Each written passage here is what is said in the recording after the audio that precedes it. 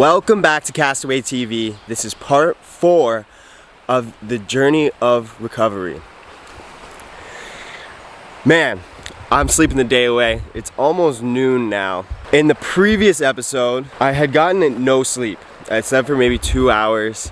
The location I had got to was so bad with mosquitoes that I didn't even want to pull out my tent, so I just slept in the cab of my truck, which resulted in me not sleeping. And I went fishing super early, and I had a great day actually yesterday. Yesterday was amazing. I got fishing done, got to this amazing spot I'm at now, and I'd seen a crazy countryside. So if you've been between Mattawawa and I'm almost to Calabogie now, it is, I'm gonna call it voluptuous. It is very, very curvy, okay? There's hills and the views are insane. I know I haven't filmed stuff like that. It's kind of one of those things you have to see for yourself, I feel. I'll try to do better in the future, but this vacation's for me more than anyone else. And I'm bringing you guys along for the journey on the cool things I do get to see. But the driving and stuff honestly has been probably part of the best part of this trip. I've got to see such amazing things, and so usually in long drives is actually when I really struggle with my flashbacks, my memories. I'm not distracted enough to get that stuff out of my head. And on this journey, really haven't had that issue. I haven't been thinking about the past. I've been in the present and thinking about the future, but mainly in the present. And that's sometimes very hard for me to do, is be here and now. And I'm really enjoying that. So, man, this place is beautiful. The tent is waterproof. We found out this morning. It was raining, and man, can you hear that? That's what I've been listening to all night. This perfect rhythmic sound of water moving over rocks. I love it. I really love being by water. It's probably part of my sign. I don't know. Ladies, let me know. But water makes me feel at peace. I love it. And I love the outdoors, so this this is the perfect place for me to be. And I'm glad you guys are here with me. So if you haven't already, like and subscribe to this channel. I mean, this is like a new beginning of this channel, I feel too. This is what I really want to be doing, and I've just been building myself up to get to here. You know what I mean? Getting the tent, getting the truck, we've got the boat, the kayak. We've been accessing all these things throughout my sober journey so we can start living the life I really want to. Yeah. Anyways, I'm gonna pack up this tent. I'm super excited for the last part of this journey. We're gonna take a walk through memory lane, through the beginning of my sobriety and the beginning of this becoming a reality. So, let's go. Okay, this day just keeps getting better. After I left, I got a great burger from this little diner. Then, went on a little journey. I found a different camping spot than this one on my way to my destination, which by the title you've probably already figured it out. Anyways, I'm going to Calabogie.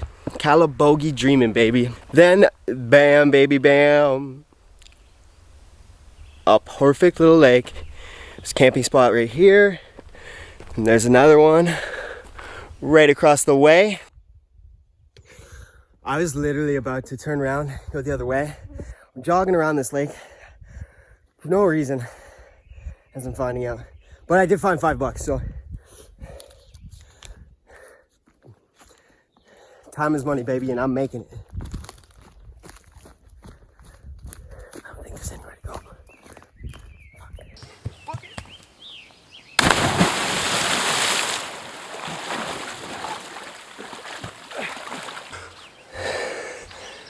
Alright, that was definitely a cool spot to check out. Even better to jump in the lake after I had that little jog. Definitely needed that. made $5. I mean, we're winning. And the day has really just begun for me. I must say, eating a burger for breakfast though, not the best idea if you decide to jog around a lake. Anyways, I'm excited for the next part. I've been to Calabogie a bunch of times and never done this. So let's go.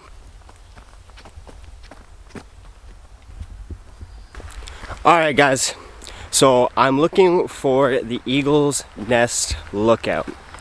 There's a bunch of hiking trails near Calabogie, and when you come here, there's actually parking lots now, which is great.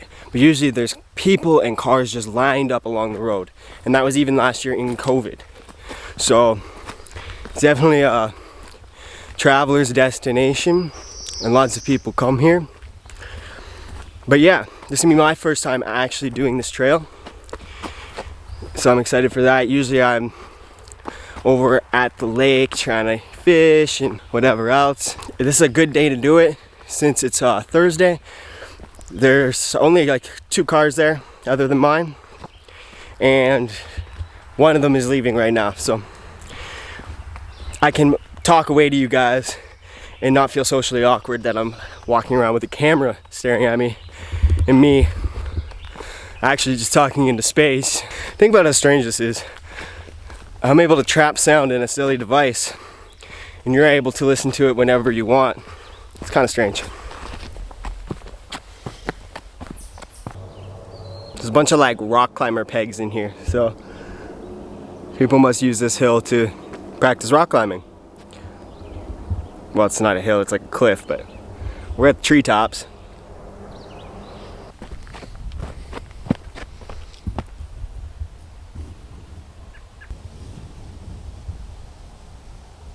I definitely don't have the right lens on to really show you just how crazy this is, I feel. But I'm a couple hundred feet up, and some of those rocks are bigger than cars.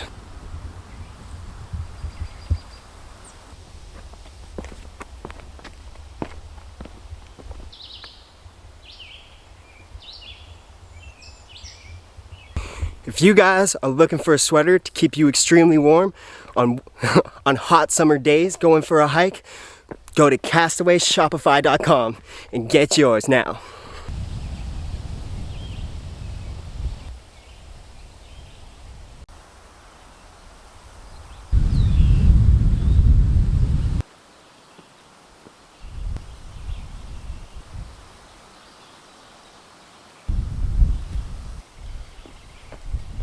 Okay, I was just at that cliff top. That's right here, less than like 100 feet away from me. And over here on this side of it, it's a little marsh. I was thinking about this the other day. It was just like the water levels, like how there's water on top of a mountain, but maybe not at the bottom. It just interests me for some reason. And where I was going with like the water on top of the mountain thing, it's more like God's just sitting there with Mother Nature, and he's like, you know what would look great at the top of this mountain? A lake. I also just met 3 beautiful people here at the top of the Eagle's Nest Lookout. And if you guys were watching this, it was great to meet you, and thank you for watching. The mosquitoes! Why won't you just leave me alone? As soon as I stop running, they're gonna just start eating me again. Man, am I ever happy to see this truck. That was an excursion. Like 3/4 of it, there was nothing to see. And that was the last 3/4 of it. But the first part made up for it. For waking up at noon, this has been a very full day. I've found, I don't know, 4 or 5 new camping locations, and actually this is one right now. So originally I was going to a lake that's literally less than a kilometer away. I pulled up there, there's somebody with a trailer there and their dog and blah blah blah. Like, I was kind of like, I'll check out up here. Let them have their privacy, let me have my privacy. I'm sure they don't want to hear me talking to the camera, and I don't want to hear them talking to each other, to be honest. When you're truck camping, you're only able to camp where there's room for a truck, and that lake has a bunch of campsites around the lake, and then there's like a general parking area, so that's where I would have had to be. And this place is crazy as well. This lake is very big in comparison. We'll check out the lake I'm talking about in the next episode.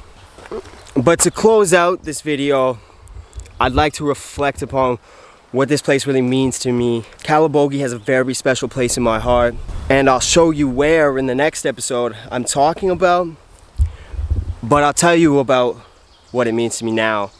So when I first came to Calabogie, it was my second alone camping trip, about probably a month into my sobriety, and my vision of creating videos and stuff, I had been spoken about it, but I hadn't acted, and I had begun to take action in going on the journeys now. And Calabogie was such a spiritually healing weekend, I would guess you could say. It was a challenge. Like, I was really struggling, but I was determined to get this done. And that's what I meant when I talked about yesterday's, where I didn't really realize how much I was struggling at the time. But looking back, I was really, really struggling. My brain was very scattered. It was a fight to do anything. I was still smoking at the time, and if I didn't have cigarettes, I was very stressed. And I remember leaving because I had lost my pack of cigarettes the day before, whatever had happened. I had to leave and go get cigarettes. There was no ifs, ands, or buts, which I'm 6 months free of those now. Beautiful thing. But yeah, that weekend, being there, the feeling I had, I just felt so alive and so much achievement that I did it. I'd gone out on my own and started doing the things I wanted to do. And I was always watching videos like what I was doing, and I always wanted to create them. And this was finally us taking action. I mean, now I'm here almost a year later. I had just such a different perspective, such a different mentality. But so happy and so grateful for that trip, for that day. I spent the whole weekend there. That was my first full weekend trip. It's a very special place to me, and that's why I wanted to end this trip in this series, coming to these couple of places I'm coming to now. I guess this is where I found my healing. In the meetings, they'll talk about your higher power, and this is my higher power, is nature, this Mother Nature. If God did anything, He created this earth, and this earth is meant for us to explore and be a part of it. And this is such a beautiful place. I feel like this episode may have been a bit of a lengthy one, so I'm just gonna close it out by making a steak here and getting ready for bed, because that's what I'm doing anyways. But yeah, guys, if you know anyone that's struggling with addiction, or if you are struggling with addiction, just let them know. They don't need to struggle. They don't need to go through this crap. They don't need to do it alone. And it's hard to tell them when they're in the moment, because they really can't see past the next time they're gonna use. And I mean, I get it, I was there, but there's much more to life than that. I think I was living more one day at a time in addiction, but I was living for nothing, you know what I mean? There was nothing past today. It was just, what the heck am I gonna do in the next 15 minutes? Anyways, guys, I much appreciate everyone that's been following along this journey, everyone that has subscribed, that has liked anything on social media, whatever part you've played in this, I appreciate it, because the support helps me know that what I'm doing is worthwhile. Sometimes I question what I'm doing, like, am I just being ridiculous? But like, no. If I can get anybody to like have a better friggin' life, to be sober, anything's worth it. Embarrassing myself, whatever it may be, it's fucking worth it. And I really don't care what other people think about what I'm doing. This is what I feel is right, and I'm going to see it through. I'm going to see my vision through. So thanks for supporting that. Camping pro tip number 33. If you put your pan at just the right angle, you can have a deep fryer on one side and a nice place to sear your steak on the other. Well, the steak is done, and so am I. This is the end of part 4 of Journey of Recovery. Again, please like and subscribe, and come back for part 5. Coming to you soon.